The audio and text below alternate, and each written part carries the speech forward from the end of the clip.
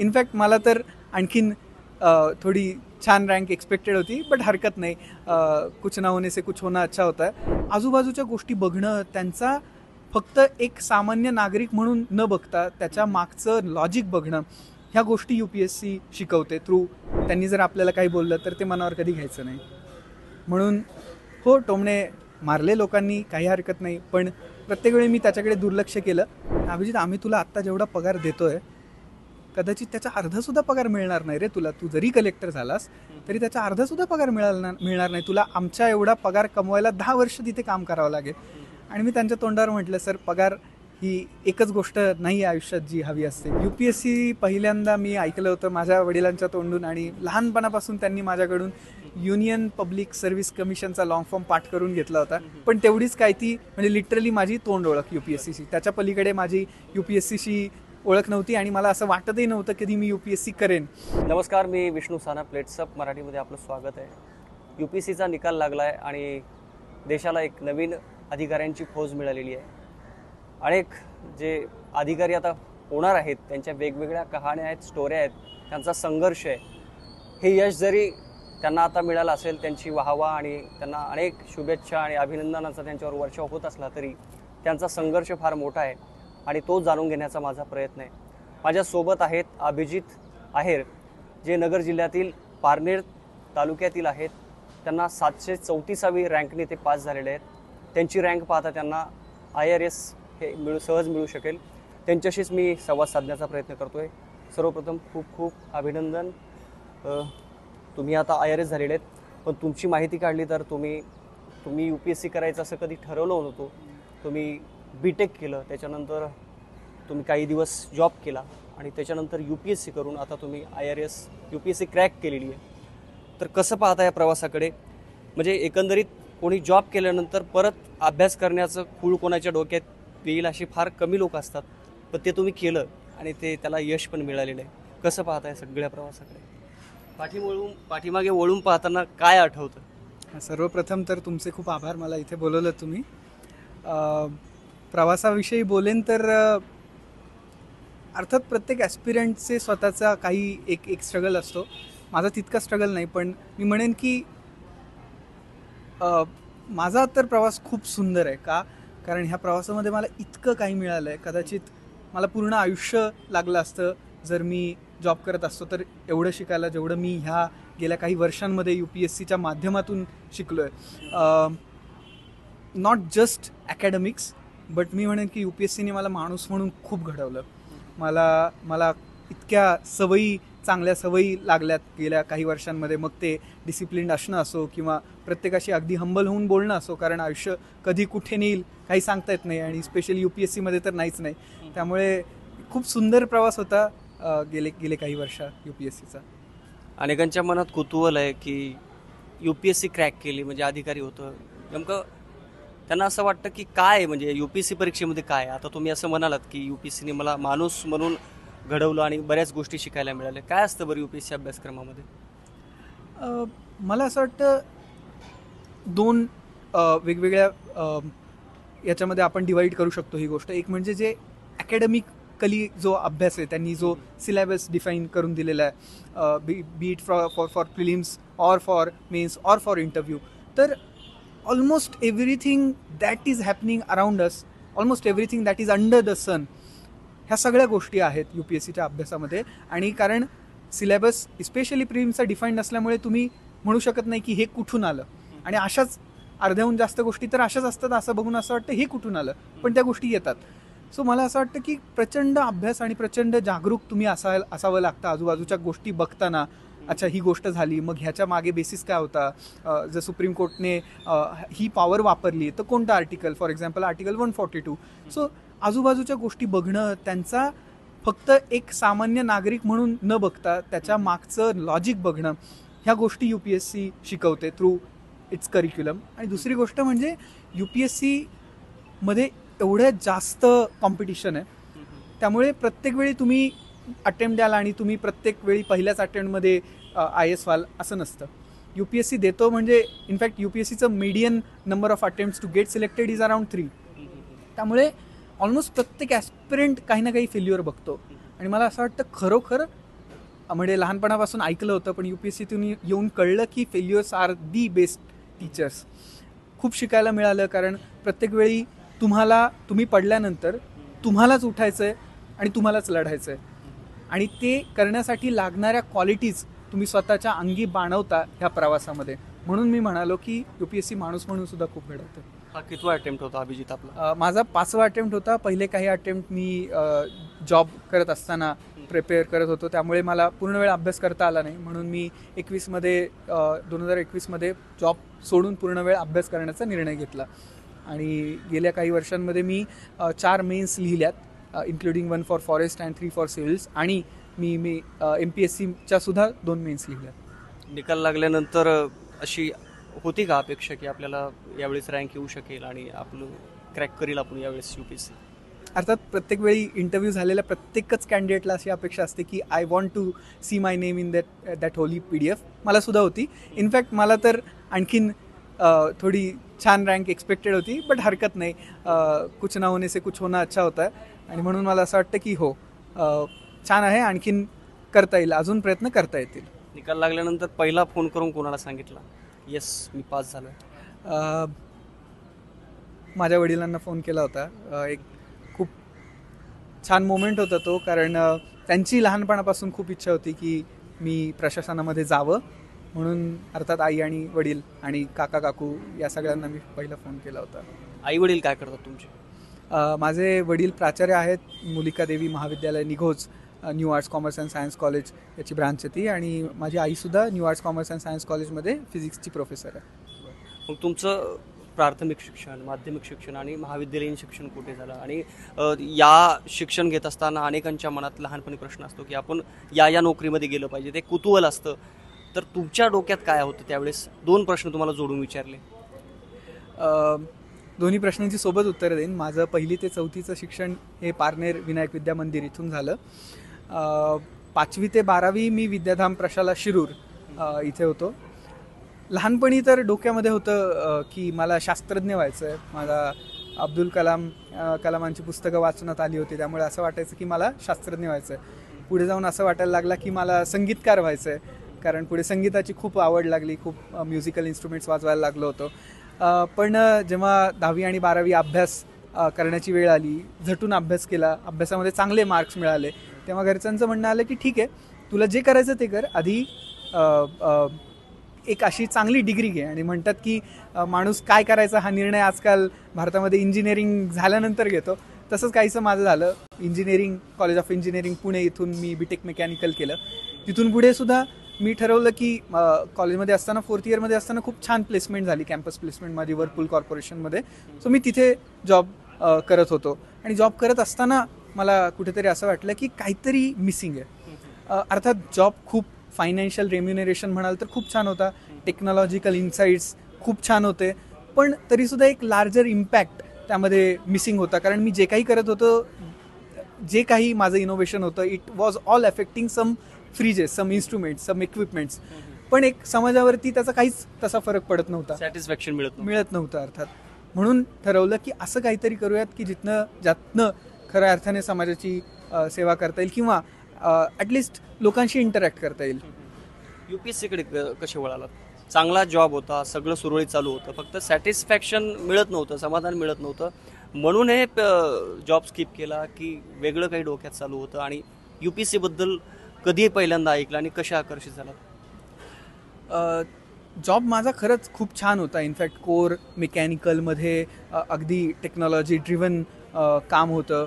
आणि तिथे काम करत असताना मी असोसिएट प्रोडक्शन्स आणि ऑपरेशन्स मॅनेजर होतो तिथे. तर तिथे काम करत असताना माझं काम जेव्हा लाईनवरच्या मजुरांशी संपर्क यायचा, तिथले जे कॉन्ट्रॅक्ट लेबर होते, मला असं जाणवलं की त्यांच्या कष्टांना कुठेतरी कमी करण्यासाठी मी काही पावलं उचलले. त्यामध्ये मग काही टेक्नॉलॉजिकल इनोव्हेशन्स आणून त्यांचं जे पण दररोजची कष्ट असतात ती कमी करण्यासाठी कुठेतरी एक रोटर लावणं, किंवा कुठेतरी एक लाईन वेगळी क्रिएट करणं की ज्याच्याने त्यांचे कष्ट कमी होतील. आणि मग मी जेव्हा त्यांचा आनंद बघितला तेव्हा मला खूप छान वाटायचं की आपण काहीतरी केलं आहे आणि समोरच्या माणसाची कष्ट कमी झालेत, आणि त्यातनं त्याला पण छान वाटतं आणि मला पण छान वाटतं. तर मला असं वाटलं की असं काहीतरी करावं की ज्याच्याने हीच गोष्ट की मलाही छान वाटेल आणि 10 जणांनाही छान वाटेल. आणि मग त्या दृष्टीने जेव्हा विचार केला तेव्हा लक्षात आलं की public service is the best medium for it, की जिथे मी माझं सुद्धा पोटेन्शियल एक्सप्लोअर करू शकतो. त्यासाठी मला संसाधनं पण मिळतील, ज्याला आपण स्किल आणि स्पीड आणि स्केल म्हणतो, या तीनही गोष्टी मला तिथे मिळतील आणि त्याचा एक समाजावरती पॉझिटिव्ह परिणाम होईल. आणि माझ्या ज्या क्वालिटीज आहेत त्या जर कुणाच्या कामी येणार असतील, त्याच्याने कुणाला समाधान मिळणार असेल, कुणाला आनंद मिळणार असेल, मला असं वाटतं त्यापेक्षा मोठं काहीच नाही. म्हणून मी ठरवलं की आपण प्रशासनामध्ये जायचं आणि म्हणून जॉब चांगला असताना सुद्धा मी रेजिग्नेशन दिलं आणि UPSCकडे वळालो. पहिल्यांदा UPSC बद्दल कुणाच्या तोंडून ऐकलं होतं? UPSC पहिल्यांदा मी ऐकलं होतं माझ्या वडिलांच्या तोंडून आणि लहानपणापासून त्यांनी माझ्याकडून युनियन पब्लिक सर्व्हिस कमिशनचा लॉंग फॉर्म पाठ करून घेतला होता. पण तेवढीच काय ती म्हणजे लिटरली माझी तोंड ओळख UPSCची. त्याच्या पलीकडे माझी UPSCशी ओळख नव्हती आणि मला असं वाटतही नव्हतं कधी मी UPSC करेन, कारण अकॅडमिकली स्ट्रॉंग होतो, technical background, mechanical. I was aiming something like IIMs किंवा MS for that matter. I also applied for some MS और सम IIMs ऑल्सो. तर मला कधी वाटलं नव्हतं मी स्वतः UPSC करेन, पण आयुष्य कुठे कधी घेऊन जाईल काही सांगता येत नाही. अनेकदा आपण शिक्षक पेशातले जे काही शिक्षक असतात, गुरुजन असतात, त्यांना त्यांच्या मुलाकडून काहीतरी वेगळं अपेक्षित असताना ते मुलं भलतंच काहीतरी वेगळं करतात, असं बहुतांश आपण पाहतो. पण हे तुम्ही अपवाद आहेत, त्याला तुमच्या वडिलांचं स्वप्न पूर्ण केलं आहे. दुसऱ्या प्रश्नाकडे येतो. चांगला पगार होता आणि तो सोडून तुम्ही जात होते, कारण त्या ऑफिसमध्ये पण तुमचे मित्र झाले असतील. असे नाही म्हणाले तुमचे मित्र की अरे अभिजित काय वेडेपणा चालला आहे, चांगला जॉब सोडून तिकडे कशाला लाईफ डिस्टर्ब करतोय? काय असे प्रसंग? नाव घेणार नाही, पण तिथले खूप मोठे आहेत हेड ऑफ ह्युमन रिसोर्सेस. ते मला म्हणाले की अभिजित आर यू शुअर? म्हणलं येस सर. अभिजित आम्ही तुला आत्ता जेवढा पगार देतोय कदाचित त्याचा अर्धासुद्धा पगार मिळणार नाही रे तुला. तू जरी कलेक्टर झालास तरी त्याचा अर्धासुद्धा पगार मिळणार नाही तुला. आमच्या एवढा पगार कमवायला 10 वर्ष तिथे काम करावं लागेल. आणि मी त्यांच्या तोंडावर म्हटलं सर पगार ही एकच गोष्ट नाही आहे आयुष्यात जी हवी असते, किंवा पैसा ही एकच गोष्ट नाही आहे. मला असं वाटतं की ते जे समाधान मला हवं आहे ते ह्या जॉबमधनं मला तरी मिळत नाही आहे. जॉब जरी खूप छान आहे तरी पण मी हा जॉब सोडायचा निर्णय घेतो आहे. म्हणून सांगायचा उद्देश हा की मला हो तिथे खूप लोक म्हणाले की आम्हाला वाटलं की एवढा चांगला जॉब सोडून कधीच कुणी जाऊ शकत नाही, कारण संपूर्ण भारतामध्ये वर्लपूलने आमच्या कंपनीने ड्राईव्ह केला होता की कॅम्पस ड्राईव्ह केले होते आणि त्यातनं पूर्ण भारतामधनं फक्त 4 मुलं BTechचे सिलेक्ट झाले होते. त्यामुळे त्यांना असं एक्सपेक्टेड होतं की ॲटलिस्ट पुढची 15-1 वर्ष मी त्यांच्यासोबत जॉब करेन, बट अनफॉर्च्युनेटली ते नाही होऊ शकलं. काय असे कठीण प्रसंग होते त्या काळातले की ते फेस करावे लागले, आणि काय अशा भावनिक गोष्टी होत्या की त्या आयुष्यभर स्मरणात राहतील? प्रवासात जर तुम्ही म्हणत असाल UPSCच्या, तर मध्ये थोडी वडिलांची तब्येत खराब झाली होती. त्यावेळी असं होतं की UPSCचा अभ्यास करायचा की त्यांच्या तब्येतीकडे लक्ष द्यायचं. तर मी तेव्हा सरळ कॉल घेतला की UPSC करता येईल, पण त्यांच्या तब्येतीकडे लक्ष देणं ती मला काळाची गरज वाटली. आणि मला आज त्या गोष्टीचा खूप समाधान आहे आणि खूप अभिमान आहे की ती परिस्थिती पार करून, ते जे 5-6 महिने संघर्षाचे होते ते पार करून आज त्यांची तब्येतसुद्धा ठीक आहे आणि आज माझं सिलेक्शनसुद्धा झालं. सो मी म्हणेन की तो खूप जास्त भावनिक आणि खूप जास्त कठीण काळ होता माझ्यासाठी, पण मला असं वाटतं की पुढच्या प्रवासाला मला त्याच काही क्षणांनी प्रेरणा दिली. अभिजित, काही टोमण्या टामण्यांचा तुम्हाला सामना करावा लागला? कारण संकटाच्या काळात अनेक जवळचे लोक पण सोडून जातात. अगदी असं होतं. पण माझा एक स्वभाव आहे की ज्यांना आपल्याविषयी माहिती नाही त्यांनी जर आपल्याला काही बोललं तर ते मनावर कधी घ्यायचं नाही. म्हणून हो, टोमणे मारले लोकांनी, काही हरकत नाही, पण प्रत्येक वेळी मी त्याच्याकडे दुर्लक्ष केलं. त्याचं कारण हे की मला माहिती आहे मी काय करत होतो आणि मला माहिती आहे की मी माझ्या कष्टाशी, मी माझ्या घरच्यांशी आणि मी माझ्या शेड्यूलशी प्रामाणिक आहे. त्यामुळे मी कधी कुणाचं मनावर घेतलं नाही त्या गोष्टी. आणि मी माझ्या मित्रांनासुद्धा हेच सांगेन की टोमणे टामणे मारतील, पण तुम्ही स्वतःवर विश्वास ठेवा. As long as we are honest with our self, कुणालाही घाबरायची गरज नाही.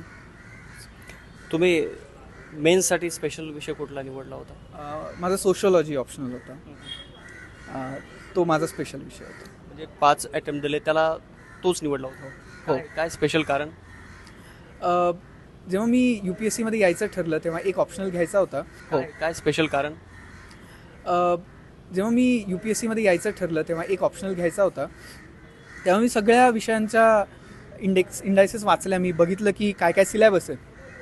तर मला सोशिओलॉजीचा सिलॅबस खूप जास्त फॅमिलियर वाटला आणि मला असं वाटलं बिकॉज आता इव्हेंच्युअली जाऊन सोसायटीसाठीच काम करायचं आहे पहिली गोष्ट, आणि त्यामुळे सोसायटीबद्दल माहिती असणं खूप गरजेचं आहे, जो की मला असं वाटतं माझा टच त्या बाबतीत राहिला नव्हता, कारण पूर्ण टेक्निकल बॅकग्राऊंड आणि कॉर्पोरेट जॉब वगैरे वगैरे.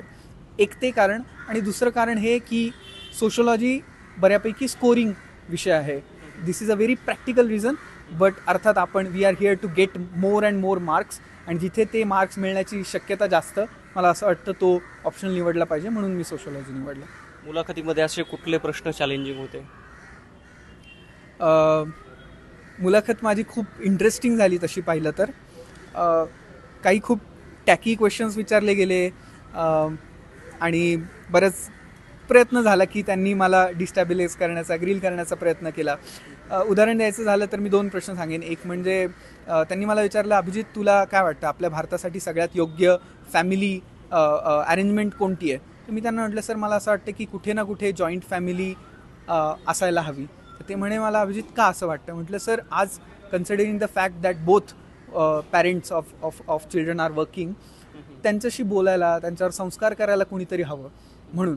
तर त्यावर ते मला म्हणाले, Abhijit women in the house won't agree, it would be a nuclear blast family. तर त्यावर सगळे हसले. त्यावर मला त्यांचा रोग कळाला की म्हटलं, येस सर, डेफिनेटली घरामधल्या महिलांवरती खूप जास्त डिस्प्रपोर्शनेट बर्डन पडतं घरामधल्या कामाचं, पण मला असं वाटतं एक प्रगत समाज म्हणून आपण इक्वल डिस्ट्रीब्युशन ऑफ वर्क हे केलंच पाहिजे. तर त्यावर त्या पॅनलमधल्या मॅडमसुद्धा खूप खुश झाल्या, आणि शी सेड की Abhijit, I would want you to and I would be happy for you if you join the services. एक तो, आणि दुसरा प्रश्न मला विचारलं की अभिजित तुला असं काय वाटतं की भारतामधलं सगळ्यात छान आर्किटेक्चर तू कशाला म्हणशील? तर हा एक तर खूप बाउन्सर प्रश्न होता, कारण आपण जनरली असं कधी विचार करत नाही की जगामध्ये सगळ्यात छान काय, आणि जरी केलं तरी भारतामध्ये काय छान आर्किटेक्चर आहे असं म्हटलं की ताजमहल डोक्यात येतो. पण मी विचार केला की का नाही आपण अजून थोडं मागे जावं.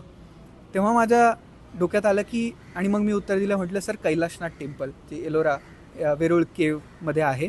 त्यांनी विचारलं का? म्हटलं सर ते टेम्पल अशा काळामध्ये बनवलं होतं की ज्या काळामध्ये काहीच टेक्नॉलॉजी नव्हती, आणि एका दगडापासनं पूर्ण टेम्पल, ते सुद्धा इतकं रेखीव टेम्पल बनवणं, मंदिर बनवणं, मला असं वाटतं त्या काळी हा खरंच एक ॲडव्हान्समेंट असली पाहिजे. आणि खरंच ते एक जगासाठी एक आश्चर्य आहे की एक दगड अशा रीतीने पोखरला जातो की त्यातनं एवढी सुंदर कलाकृती येते. तर मला असं वाटतं त्यांना माझं हे उत्तर खूप जास्त आवडलं असेल. अनेकांचं स्वप्न असतं की प्रशासनात जाऊन आपण काम करायचं, IAS व्हायचं, IPS व्हायचं, IRS व्हायचं. आता तुम्ही IRS तुम्हाला मिळेलच, पण अशा काय चेंजेस करायचे किंवा अशा काय चांगल्या गोष्टी करायच्या प्रशासनात जाऊन, असं काही ठरलेलं आहे का?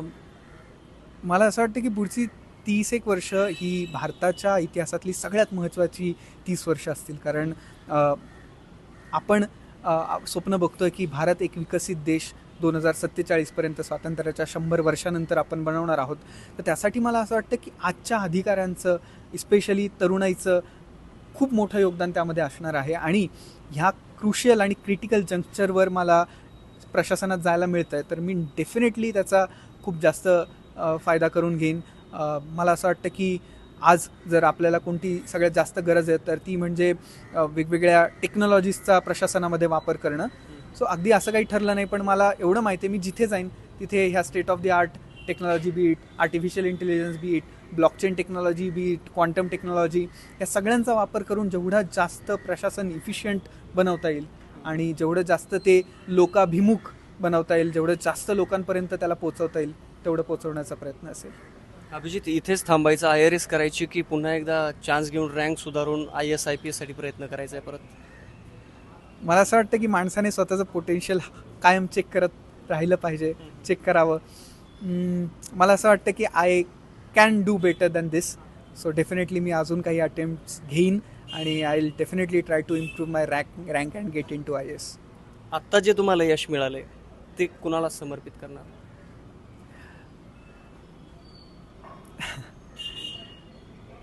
माझं यश मी पूर्णपणे माझ्या आईवडिलांना समर्पित करू इच्छितो. अर्थात माझ्या काकाकाकूंचं, माझ्या मित्रांचं सुद्धा खूप मोठं योगदान आहे त्यामध्ये. पण मला असं वाटतं की हे जे पर्टिक्युलर यश आहे ते माझ्या वडिलांनी खूप आधीपासून ते स्वप्न बघितलं होतं की त्यांचा मुलगा प्रशासनामध्ये असावा, आणि म्हणून मी हे यश पूर्णपणे त्यांना आणि माझ्या आजी आजोबांना, आई वडिलांना, काका काकूंना आणि माझ्या मित्रांना सुद्धा समर्पित करेन. हा निकाल लागल्यानंतर तुम्ही कुणाला मिस केलंय का? नाही, माझ्यासाठी जी पण महत्त्वाची माणसं आहेत ती कायम माझ्या बाजूला होती आणि ती आजसुद्धा माझ्या बाजूला आहेत. त्यामुळे मी स्वतःला भाग्यवान समजतो की मला कुणाला मिस करायची गरज पडली नाही. नक्कीच तुमच्या पुढील वाटचालीसाठी खूप खूप शुभेच्छा आणि पुन्हा एकदा तुमचं खूप खूप अभिनंदन. धन्यवाद. धन्यवाद. सोशल मीडियाच्या भाऊ गर्दीत विश्वासार्हतेने चकाकणारे नाव म्हणजे लेट्सअप मराठी. सगळ्यांना, सगळ्या नागरिकांना ती स्पीच, ती लेट्सअप वरील मुलाखती म्हणजे विचारांचा खजिना. त्यानंतरच्या निवडणुकीमध्ये मला सोडून गेले. बातम्या केवळ वस्तुस्थिती सांगणाऱ्या, न प्रोपगंडा, फक्त जनतेचा अजेंडा. क्योंकि आने वाला कल जाने वाला है, जाने वाला कल आने वाला है. राजकारण, मनोरंजन असो की क्रीडा क्षेत्र, महाराष्ट्राची स्पंदने संवेदनशीलतेने टिपणारे माध्यम म्हणजे लेट्सअप मराठी. जगासोबत एक पाऊल पुढे राहण्यासाठी लेट्सअपचे ॲप, सोशल मीडिया आणि वेबसाईट सोबत कनेक्टेड रहा.